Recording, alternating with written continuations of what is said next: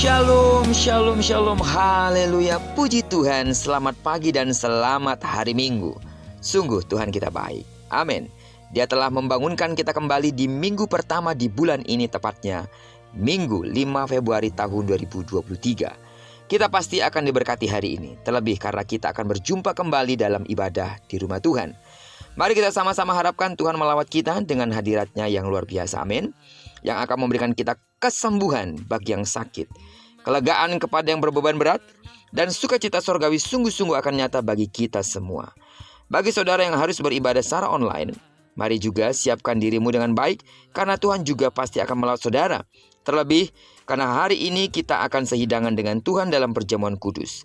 Mari ikuti sakramen kudus ini dengan hati yang benar-benar siap untuk dilawat dan diberkati oleh Tuhan. Amin. Baiklah, sebelum kita lebih jauh mempersiapkan diri kita untuk beribadah, mari kita landasi hidup kita terlebih dahulu dengan mendengarkan firman Tuhan dari pembacaan Alkitab 1 hari 1 pasal dari bacaan 16 hari bersama Markus. Dan hari ini kita telah berada di hari yang ketiga, maka kita akan membaca kitab Markus pasal ketiga, ayat pertama sampai dengan ayat yang ke-35. Judul perenungan kita pada minggu pagi yang luar biasa ini, aturan jangan jadi sebuah alasan. Sebagai pengantar renungan ini, saya akan coba bacakan untuk kita ayatnya yang kedua. Mereka mengamat-amati Yesus kalau ia menyembuhkan orang itu pada hari Sabat, supaya mereka dapat mempersalahkan dia. Tahukah saudara bahwa bagi orang Yahudi ada banyak aturan yang mengikat di dalam kehidupan mereka yang berdasarkan pada hukum Taurat. Salah satu tujuan dari aturan tersebut adalah untuk mewujudkan kebaikan bersama. Dan pada perikop ini kita melihat bagaimana orang-orang Farisi menggunakan hukum Taurat untuk menyembah Yesus. Ia diperhadapkan dengan salah satu hukum yang sangat sakral dalam hukum Taurat, yaitu Sabat. Di sini kehadiran kaum Farisi dalam rumah ibadat tidak memberikan dampak positif karena mereka sedang bersiasat untuk membuat kegaduhan. Mereka lalu mengamati Yesus dan menunggu kesempatan yang tepat untuk menyalahkan serta untuk membunuh Yesus. Dan waktu yang ditunggu-tunggu pun tiba.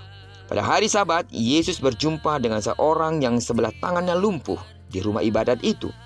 Orang-orang Farisi memahami bahwa belas kasihan Yesus terhadap orang yang membutuhkan pertolongan akan mendorong dirinya bertindak untuk menyembuhkannya. Menyembuhkan orang menurut aturan Taurat dapat dikategorikan sebagai sebuah pekerjaan. Yesus orang Nazaret tentu saja dapat dipersalahkan karena melanggar hukum Taurat. Bagi orang Farisi, itulah saat yang paling tepat untuk menangkap Yesus. Namun Yesus menanggapi jebakan orang-orang Farisi secara cerdik. Ia menyembuhkan orang yang lumpuh sebelah tangannya dengan cara yang tidak dikategorikan sebagai kerja. Ia hanya meminta orang tersebut berdiri di tengah.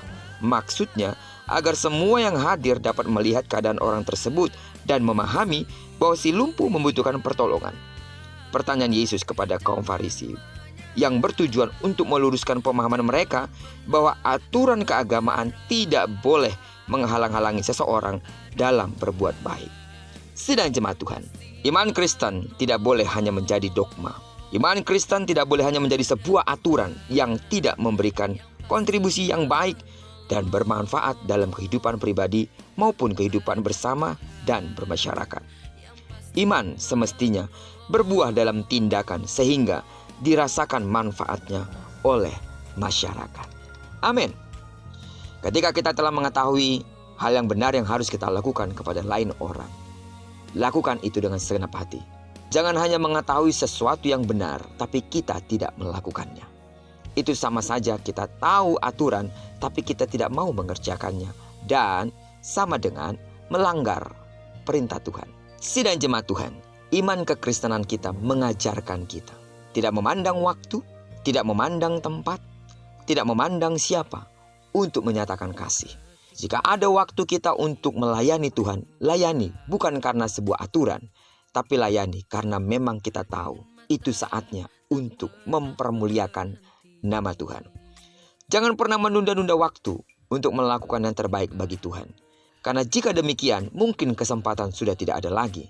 Sebab itu, jika ada waktu untuk kita melayani Tuhan, lakukanlah dengan segenap hati, karena kita tahu itu untuk mempermuliakan nama Tuhan. Datanglah ke gereja bukan karena sebuah aturan, tapi datanglah ke gereja karena Anda mengasihi Tuhan.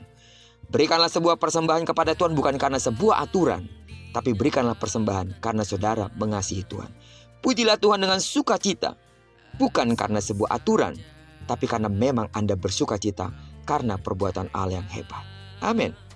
Layanilah Tuhan, bukan karena sebuah aturan dan jadwal, tapi layanilah Tuhan karena memang itu kesempatan bagi kita untuk melayani. Karena itu sidang jemaat Tuhan, kalau hari ini kita beribadah, beribadahlah bukan karena sebuah aturan, tapi beribadahlah karena memang Tuhan layak menerima segala pujian, hormat, serta kemuliaan karena perbuatan besar dan kemuliaannya yang hebat yang telah dinyatakan bagi kita. Terpujilah nama Tuhan, diberkatilah kita hari ini, digenapi firman-Nya yang telah berjanji, apa yang dikerjakan tangan kananmu dan tangan kirimu dibuatnya berhasil. Amin. Kemanapun kaki kanan dan kaki kirimu melangkah, terlebih ketika saudara akan menuju rumah Tuhan, di sana pasti kemuliaan Tuhan akan dinyatakan.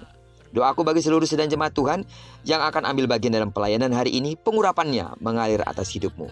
Diberkatilah kita bersama dengan orang-orang yang kita kasihi, serta bersama dengan orang-orang yang kita cintai dimanapun mereka berada. Terpujilah nama Tuhan. Selamat hari Minggu. Shalom.